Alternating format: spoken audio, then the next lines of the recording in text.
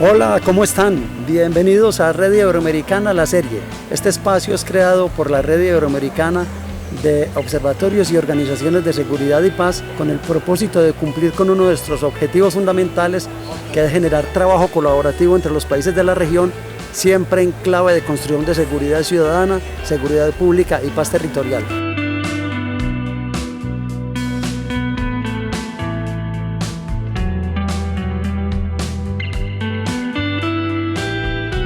Y hoy tenemos un invitado muy especial, tenemos a Jorge Mejía, un hombre que ha sido alcalde encargado de la ciudad de Medellín, gobernador encargado del departamento de Antioquia, además ha sido asesor de paz del departamento y de la ciudad, y hoy es el vocero del Gobierno Nacional de la República de Colombia en la negociación con las bandas criminales del Valle del Aburrá. Un hombre pues experto en el tema, muy conocedor. Jorge, bienvenido a Red Iberoamericana. Muchas gracias, Juan Jairo, un saludo muy cordial, me alegra estar acá contigo y poderme comunicar con los oyentes y televidentes de la Red Iberoamericana. Pues tú eres un hombre que lleva muchos años trabajando en la paz. ¿Por qué es más fácil hacer la guerra que la paz?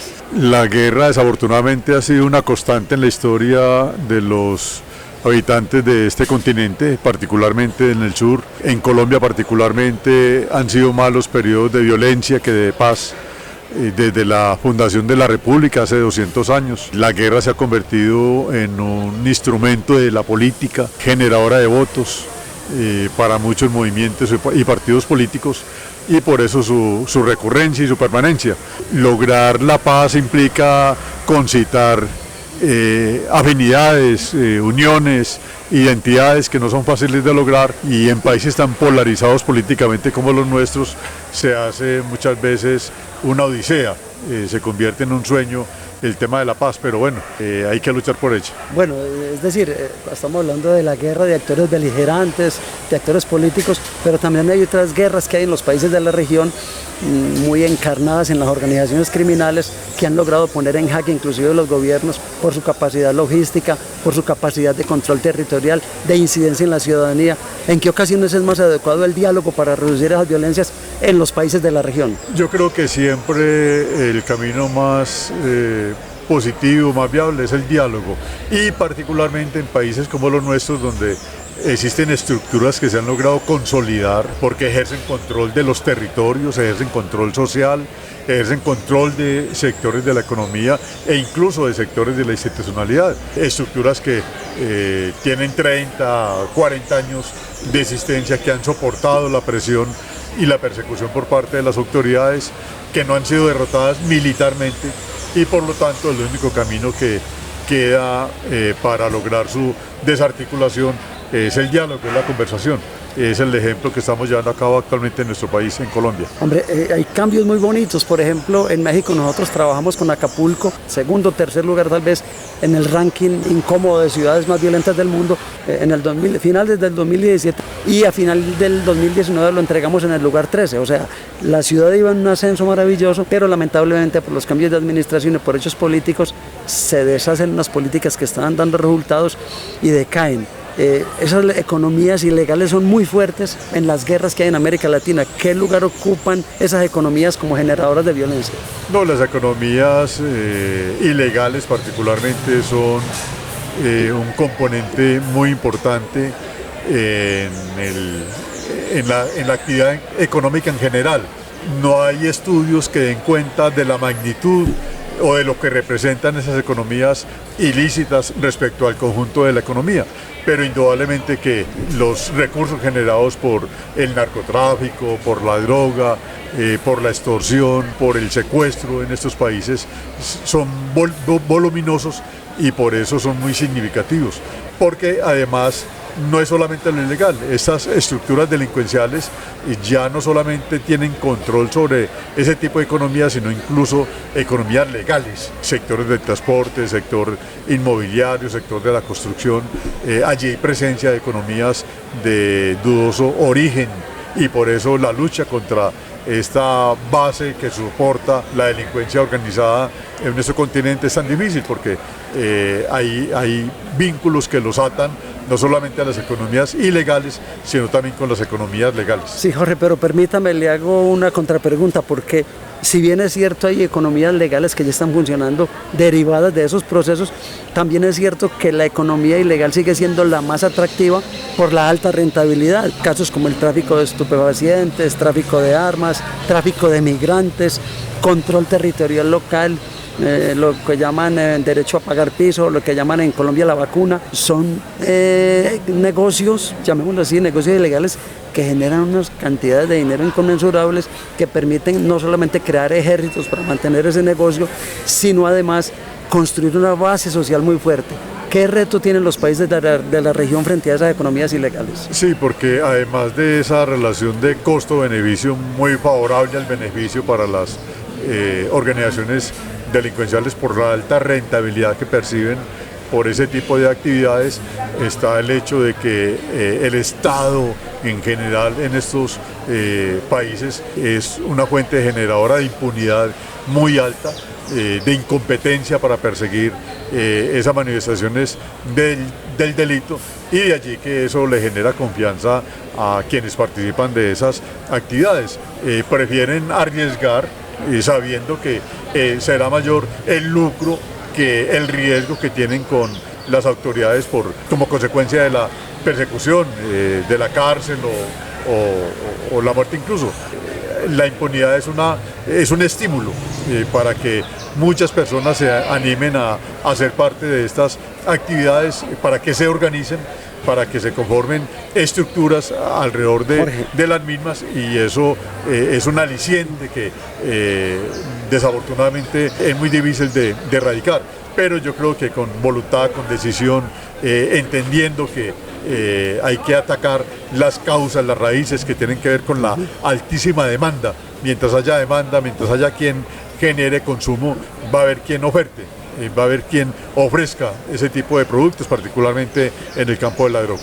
Jorge, viene un cambio muy fuerte en los países de la región y parece como si todavía los gobiernos no lo entendieran, salvo algunas excepciones. Es decir, me explico, desde los años 90 hasta principios del año 2000, inclusive 2010, las negociaciones se daban con grupos beligerantes en Sudáfrica, en El Salvador, en Guatemala, en Colombia, en fin, haríamos un listado, digamos, de países que han consolidado algunos procesos de paz territorial, bien mediante la imposición de la fuerza o bien mediante procesos de negociación.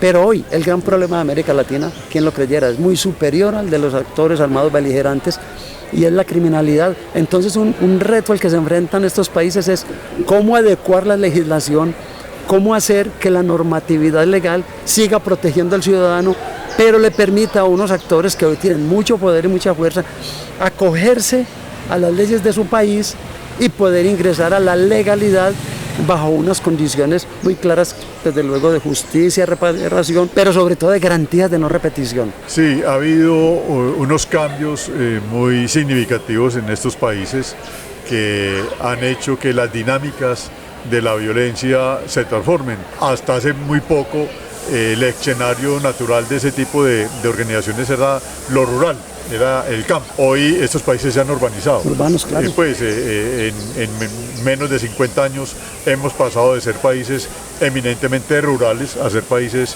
eminentemente urbanos. Y lógicamente las violencias también se han trasladado a los sectores citadinos, a las ciudades, a los conglomerados urbanos. De allí que es necesario atender esas violencias que se presentan en los sectores urbanos, que tienen unas dinámicas y características muy distintas a las rurales, pero que tienen una gran influencia en la población. De allí que un reconocimiento importante es ese, la necesidad de atender las violencias urbanas no simplemente como un asunto de policía, como un asunto de ejercicio de la autoridad, sino también como un tema social, político, como un tema económico, porque en las ciudades se dan las principales rentas que nutren estas estructuras, estas organizaciones. Quien controle los territorios controla las actividades económicas que llevan a cabo en esos territorios. Entonces, atender el tema urbano es muy importante, es una novedad que se está percibiendo actualmente en estos países, y de allí que la normatividad o la o los marcos jurídicos para atender esas nuevas realidades son tan precarios, porque son situaciones sui generis que hasta hace muy poco apenas se vienen a atender. 3 oportunidades que se presentarían para actores armados de la criminalidad de acogerse a un proceso de paz. 3 oportunidades que ellos pueden tener. Una concretas. gran oportunidad es incrustarse en la legalidad, pasar de las economías ilegales a las nuevas economías es un reto. Yo creo que los gobiernos deben, luego de un análisis de las características de esas economías, propiciar cómo vincular esos recursos que hoy están, que de todas maneras están en la clandestinidad, en la economía, cómo formalizar, de tal manera que al mismo tiempo la población se pueda beneficiar de los mismos. En segundo lugar, desmontar esas organizaciones, esas estructuras que son fuentes generadoras de violencia por la vía del diálogo, dado que militarmente ha sido imposible su desarticulación. Entonces el diálogo se ha convertido en una opción muy importante, muy viable en algunos países como Colombia, y de allí que el gobierno actual haya decidido asumir ese reto, ese camino. Y dificultades que tiene un proceso, cualquier país de la región. México tiene problemas muy graves hoy, por decir algo, y Ecuador tuvo un problema en cárceles muy fuerte hace poco. O sea, en unos es más visible y en otros menos, pero es latente que en la región está pasando eso. 3 dificultades que hay que enfrentar para poder hacer un proceso de negociación efectivo y duradero con la criminalidad. Sí, indudablemente que una dificultad tiene que ver con la falta de cultura de paz en estos países. Como lo decíamos al comienzo, la gente se ha acostumbrado tanto a vivir en medio de la violencia, en medio de las guerras, que percibir la posibilidad de la paz es un asunto como muy lejano. Y hay sectores políticos, partidos y movimientos políticos que saben aprovechar esas situaciones para, a partir del miedo, a partir del temor, buscar réditos políticos. Entonces es muy complejo el panorama, pero yo creo que es una oportunidad tanto para la población, para los gobiernos, como para los mismos miembros que hacen parte de estas organizaciones delincuenciales. Para los que venimos trabajando en estos procesos de paz, casi siempre uno de los grandes retos es convencer a las autoridades territoriales de que la paz no es solamente defensa y no es solamente fuerza pública. La paz se hace desde los planes de desarrollo territoriales, generando procesos en educación, en cultura, en salud, en hábitat, y articular todos esos ejes para que funcionen de una manera muy clara y muy simple con la defensa y con la seguridad, hacen que la gente recupere la confianza, porque yo diría, Jorge, que uno de los grandes retos que hay en la región hoy es la confianza, que se perdió por la corrupción, por la desinstitucionalización. La confianza, usted sabe, que mueve todo en el mundo. ¿Usted piensa que qué pasaría si logramos recuperar la confianza?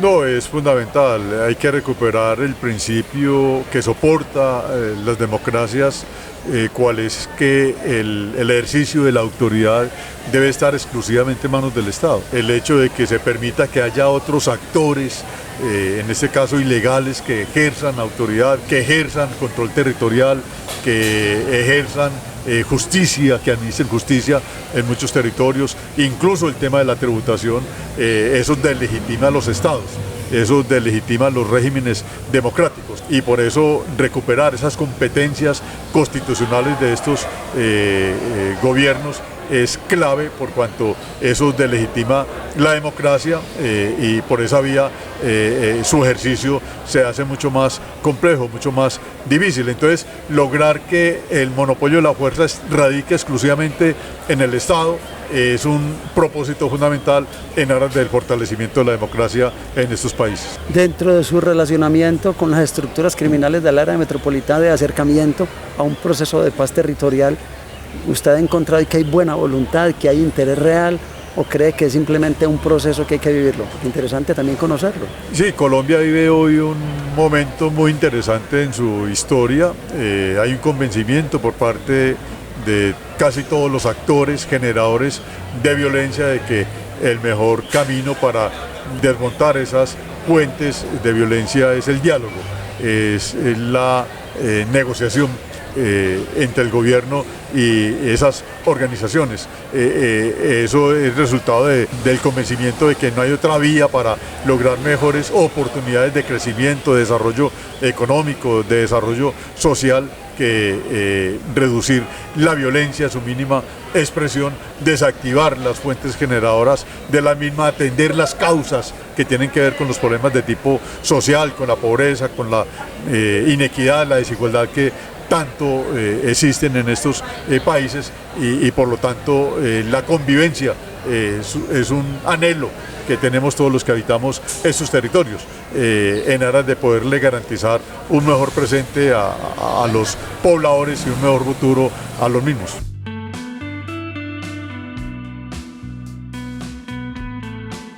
Desde la Red Iberoamericana de Observatorios y Organizaciones de Seguridad y Paz buscamos tener un relacionamiento abierto con todos los gobiernos y con las instituciones privadas dedicadas a este tema en todos los países de la región, siempre bajo la estructura de un ambiente colaborativo. Es decir, si América Latina está en paz, es un continente próspero y fuerte. De tal manera que seguimos trabajando en nuestros propósitos. Le agradecemos a Jorge Mejía que nos acompañó hoy en esta conversación y seguramente estará otras veces con nosotros. De tal manera que por ahora los dejamos y los esperamos en el próximo capítulo de Red Iberoamericana, la serie.